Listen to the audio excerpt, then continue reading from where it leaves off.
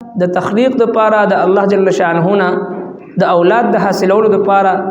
په قبرونو باندې ګرځیدل، په مزارونو باندې ګرځیدل، د قبرونو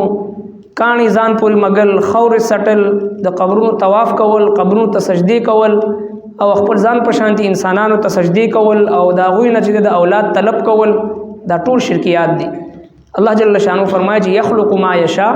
سچ زما خوخه ز پیدا کوم، یهب لمن یشاء اناثا. سورة المائدہ آیت نمبر 17. اعوذ باللہ من الشیطان الرجیم، بسم اللہ الرحمن الرحیم.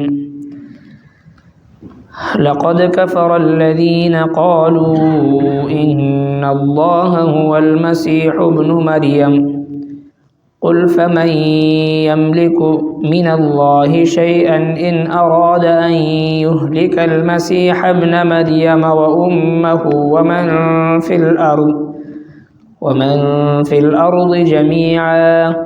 ولله ملك السماوات والأرض وما بينهما يخلق ما يشاء والله على كل شيء قدير. صدق الله العظيم.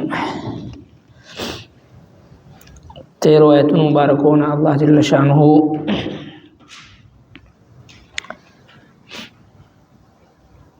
د اهل کتاب یهود و نصارا د هغوی د عهد شکنی او د وعده خلافی او بیا د دغه عهد شکنی او د وعده خلافی په نتیجه کې د هغوی د عذاب چې کوم په هغوی باندې راغلی او د هغې ذکر الله جل شانه فرمایل، او دا چې هغوی د جناب نبی کریم صلی الله علیه وسلم په وړاندې د رجم یعنی د زناکار چې کوم شادي شده نارینا زنانا دا غوی د زنا چې کوم سزا وا دا غي نه دوی انکار کو.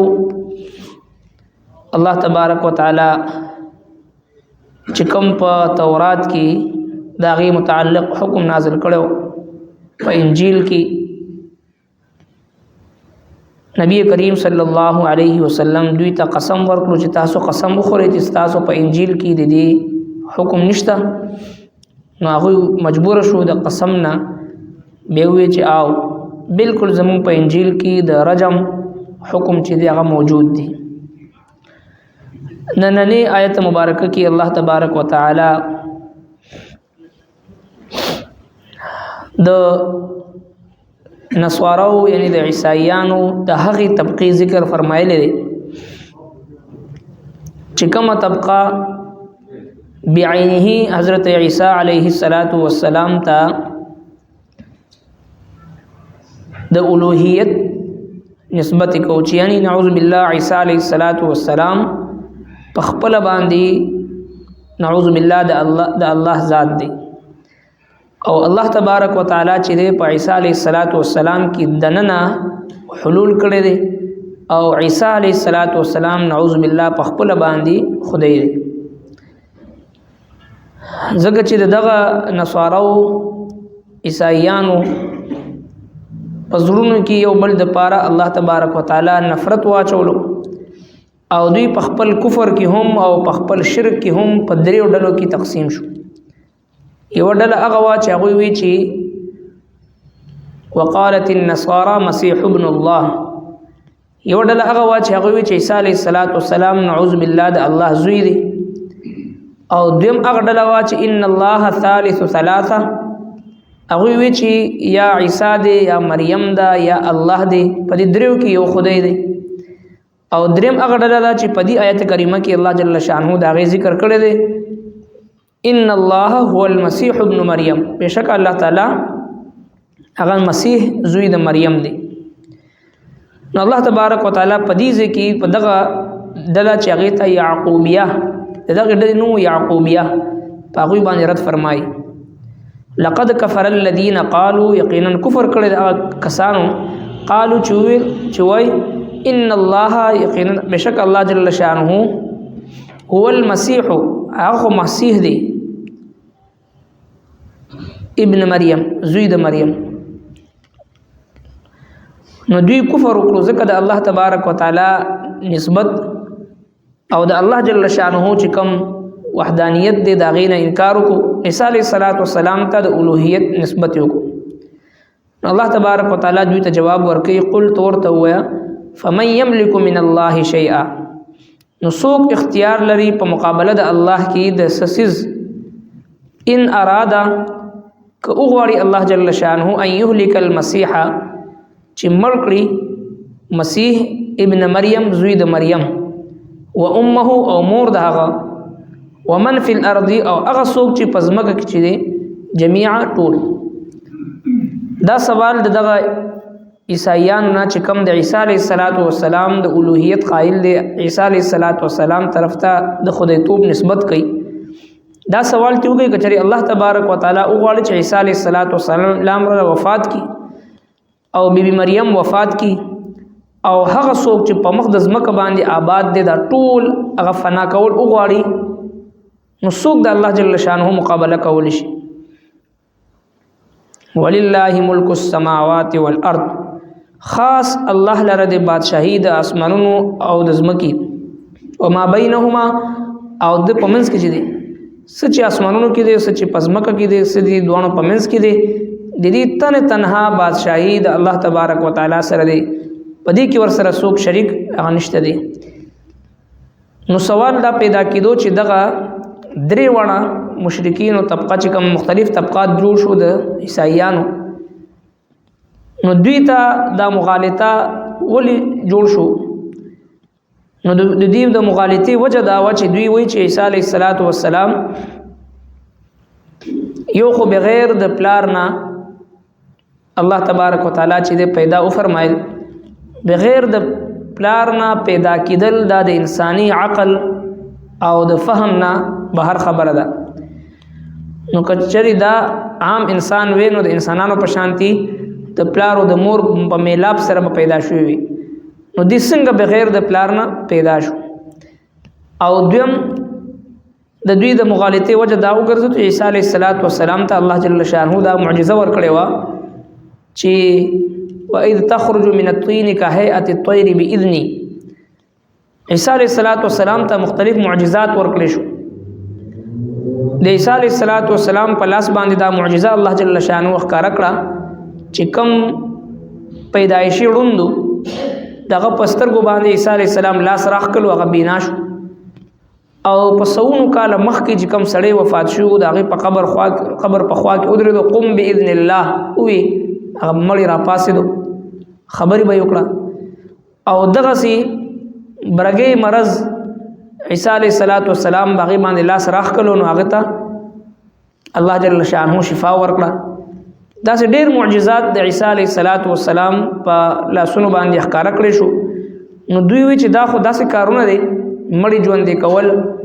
او دغه سي پیدایشي وړون هغه بینا کول برګي مرض هغه کول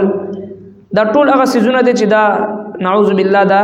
د الله ذات کول شي لہذا دی کوي ځکه موږ ورته خدای وي رب کائنات داغه جواب فرمایي چې يخلق ما يشاء الله جل شانه پیدا کوي سچ غواړي رب کائنات چې غواړي نو آدم علیه السلام بغیر د پلار نه بغیر د مور نه بغیر د نقشې نه بغیر د مثل او د مثال نه الله جل شانه پیدا او فرمایل بغیر د مور او پلار نه او دغه سي الله تبارک وتعالى چې غواړي حضرت عزیر علیه السلام سل کاله او د اوساتلو او سل کال بعد به را پاسولو الله تبارک وتعالى چې غواړي سلوي خرزي یونس علیه السلام د مړی په ګیډه کې اوساتلو الله جل شانه چې غواړي د فرعون په شانتي ظالم جابر د خدای توب دعوا کون کې د ظالم پکور کې موسی علیه السلام په شانتي جلیل القدر پیغمبر هغه دغه پرورش او دغه چې دغه پکور کې رالوي کړه دا ټول هغه صفات دي چې کوم الله رب العالمین په خپل قدرت د خپل قدرت په ذریعہ باندې هغه دنیا ته خي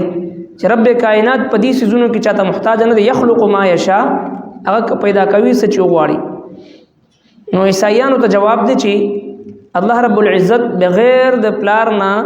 عیسی علیه السلام پیدا او فرمایل بغیر د پلار نه یخلق ما یشاء، څه چې هغه وغواړي نو پیدا کوي. والله على كل شيء قدير، الله جل شانه په هر څه باندې قادر دی. منګ او تاسو ته عقیده خي رب کائنات یخلق ما یشاء، څه چې غواړي خو هغه پیدا کوي. لہذا د تخلیق د پاره د الله جل شانه نه د اولاد د حاصلولو د پاره په قبرونو باندې ګرځیدل، په مزارونو باندې ګرځیدل، د قبرونو کانی ځان پوری مګل، خور سټل، د قبرونو طواف کول، قبرونو ته سجدي کول، او خپل ځان په شانتي انسانانو ته سجدي کول، او دا غوی نه چې د اولاد طلب کول، دا ټول شرکیات دي. الله جل شانه فرمایي چې یخلق ما یشاء، سچ زما خوخه ز پیدا کوم، یهب لمن یشاء اناثا، زما خوخه نو چاته صرف جنکی ورکوم، ويهب لمن یشاء الذکور، چاته چې خوخه نو نارینه اولاد ورکوم، او یزوجهم ذکرانا و اناثا، چاته چې زما خوخه نو نارینه زنانه دون اولاد ورکوم، ويجعل من يشاء عقيما، چاته چې زما خوخه نو هغه شندو ساتم سره اولاد نو ورکوم. انه علیم قدیر، الله جل شانه فرمایي چې زه پوی ذات ما، علم ولا ذاتم،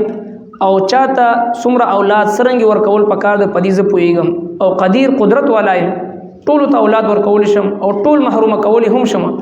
خو رب کائنات چې چاته اولاد ورکي، چاته نارینه، چاته زنانه، چاته دوانه، چاته یومنا، الله تبارک وتعالى فرمای یخلق ما یشاء، زه چې څه غواړم هغه پیدا کوم. نو بحثیت یو مسلمان د قران کریم په تعلیماتو باندې عمل کول او د الله رب العالمین په تقسیم باندې راضی او مطمئن اوسېدل، دا د ایمان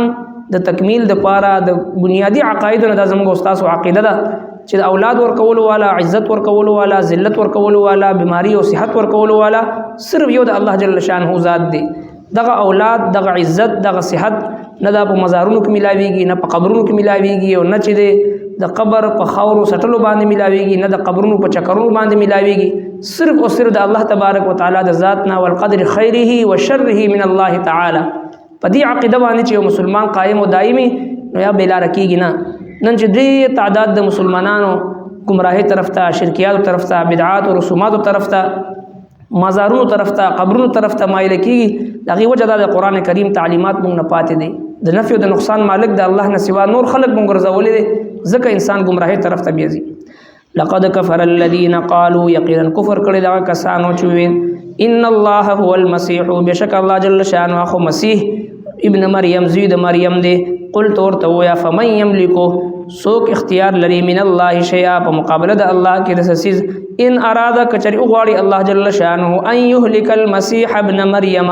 چې ملک مسیح زوی د مریم، و امه او مور د هغه، ومن فی الارض او هغه سوک چې پزمکه کې جميعا ټول، ولله ملک السماوات والارض، او خاص الله لره د بادشاہی د اسمانونو د زمکه، وما بینهما او سجدی پمنس کې دی. یخلق ما یشاء، پیدا کوي څه چې غواړي، والله على كل شيء قدير، او الله جل شانه په هر څه باندې قدرت لري. صدق الله. ربنا تقبل منا انك انت السميع العليم وتب علينا انك انت التواب الرحيم.